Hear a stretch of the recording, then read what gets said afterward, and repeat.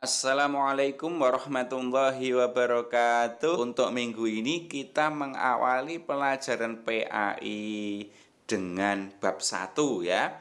Bab 1 ini nanti judulnya adalah Mari Mengaji dan Mengkaji Al-Quran Surat Al-Hujurat ayat 13 dan hadis tentang keragaman.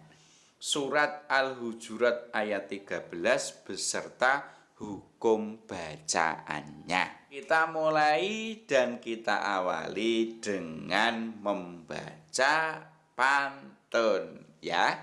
Kita berpantun dulu. Kita mulai ya. Membawa koran dari mobil, membacanya di pematang sawah. Membaca Al-Quran dengan tartil, hati tenang, hidup berkah.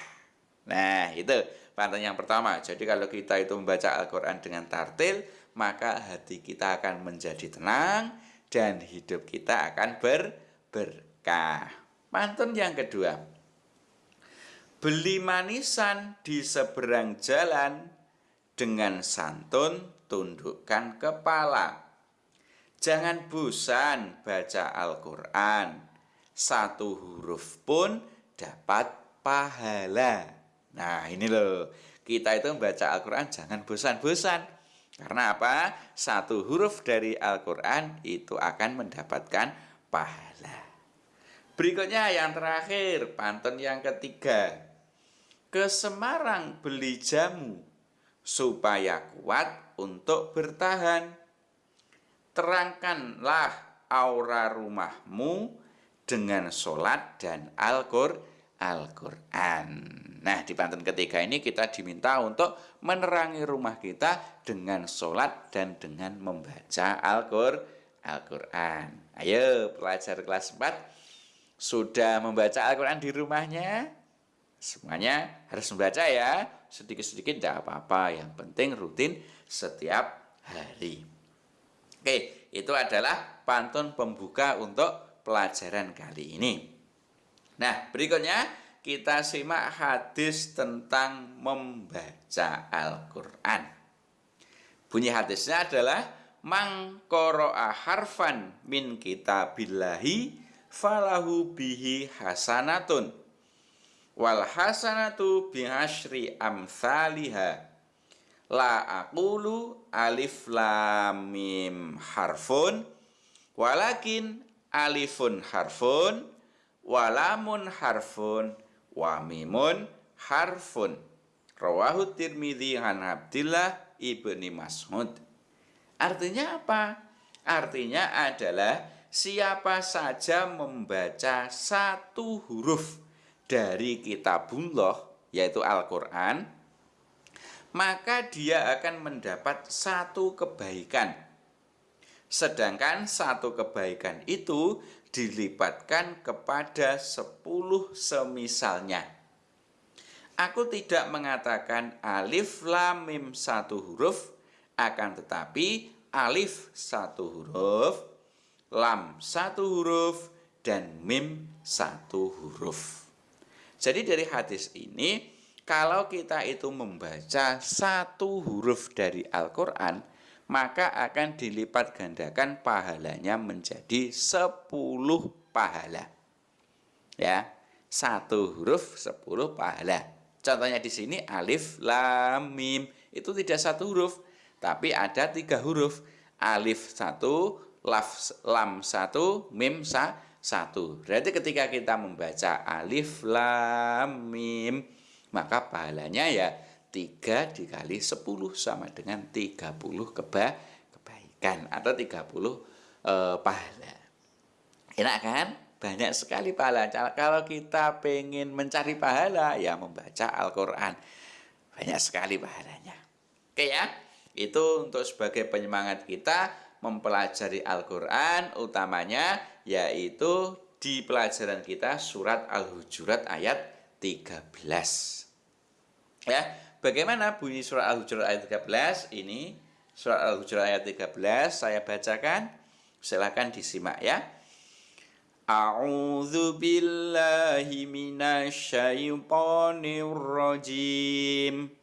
Bismillahirrahmanirrahim. Ya ayyuhan nasu inna khalaqnakum min dzakarin wa untha. Kita ulangi lagi. Min dzakarin wa untha wa ja'alnakum syu'uban wa qabaila lita'arafu. Inna akramakum indallahi atqakum. Innallaha alimun khabir. Shadaqallahul azim. Nah, itu tadi adalah bacaan surat Al-Hujurat ayat 13. Nah, di sini hurufnya berwarna-warni ya. Ada hitam, kemudian ada biru, ada merah, dan ada hijau. Di sini ada keterangannya. Kalau hitam berarti ya huruf biasa ya.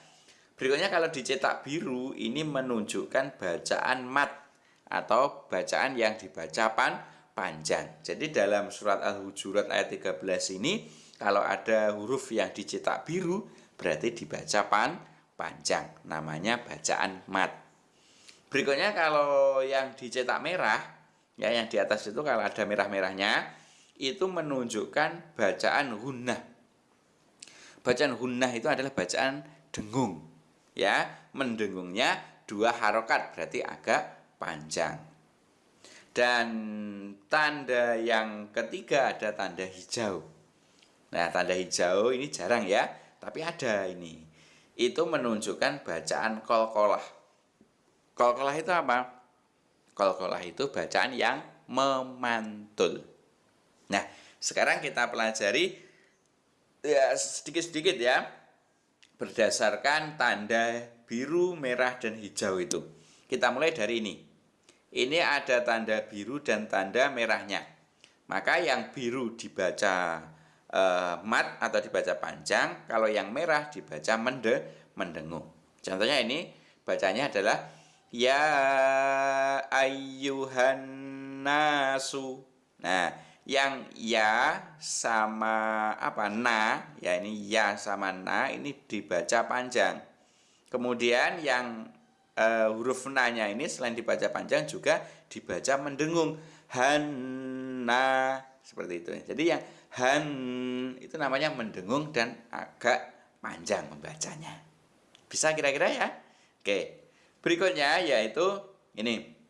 Ada tanda merah, ada tanda biru, ada juga tanda hijau. Komplit di sini ya. Jadi yang merah dibaca mendengung. In gitu ya. In. Berikutnya huruf na-nya ini ada tanda birunya, berarti juga dibaca panjang. Nah, yang hijau ini memantul atau qalqalah. Kholaq ya, laq ada ke-nya itu. Ya, jadi tidak boleh dibaca kholaq. Nah, gitu tidak boleh. Harus ada ke-nya itu. Kholaq. Inna kholaqnakum. Seperti itu. Bisa ya itu? Oke. Berikutnya min dzakari wa unsa. Sa-nya ini dicetak biru berarti panjang. Unsa gitu. Selanjutnya adalah ini yang biru-biru dibaca panjang. Wa ja'alnakum syu'uban wa qabaila. Ya, jadi yang biru-biru itu dibaca panjang semua.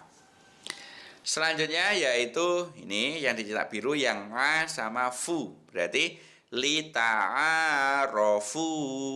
A-nya panjang, fu-nya juga panjang. Berikutnya ini dibaca apa tadi? Dibaca gunnah atau dengung. Inna, seperti itu. Inna akramakum.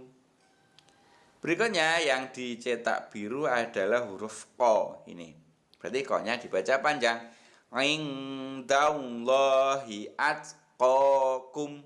Gitu. Berikutnya yang na ini dicetak merah berarti gunnah inna. Kemudian yang panjangnya ini li berarti alimun. Yang ini yang panjang bi berarti khabirun. Gitu. Kemudian berikutnya adalah ini. Yang ini hukum bacaan hunah ya, yang dengung. Mana yang dengung? Ini yang na ini. Ya ayyuhan nasu. Kemudian inna, ini dengung semua.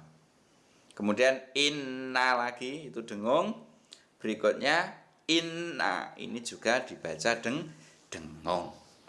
Kemudian bacaan yang berikutnya adalah bacaan yang memantul tadi mana? Ya ini, yang na, yang ko ini.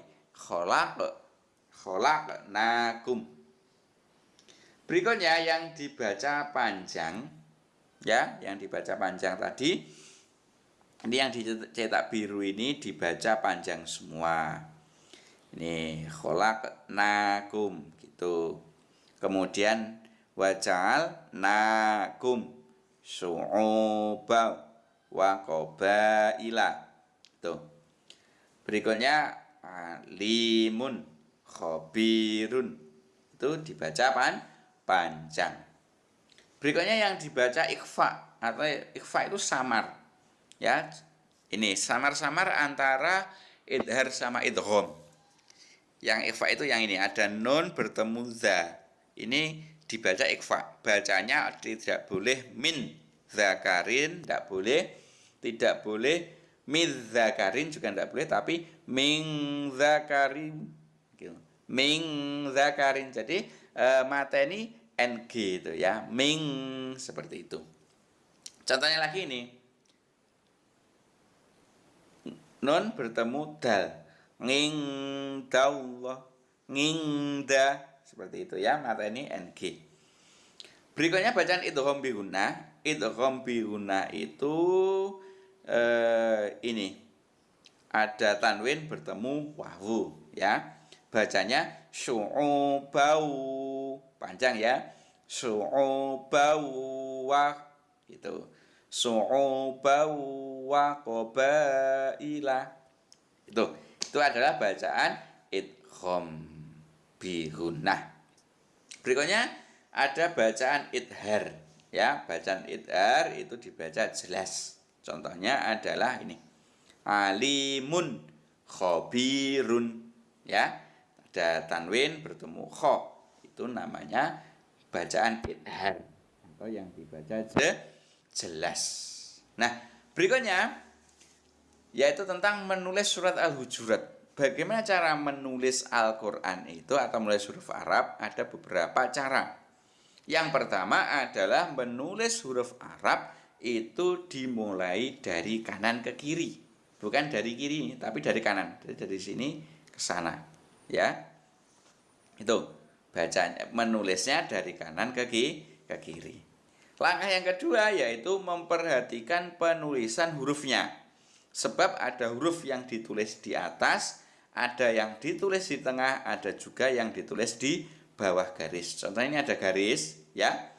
Ada garis, ada yang ditulis di atas garisnya. Contohnya ini alif, kemudian nun, itu ditulis di atas. Kemudian ada yang ditulis di bawah, contoh ro, ya, mim.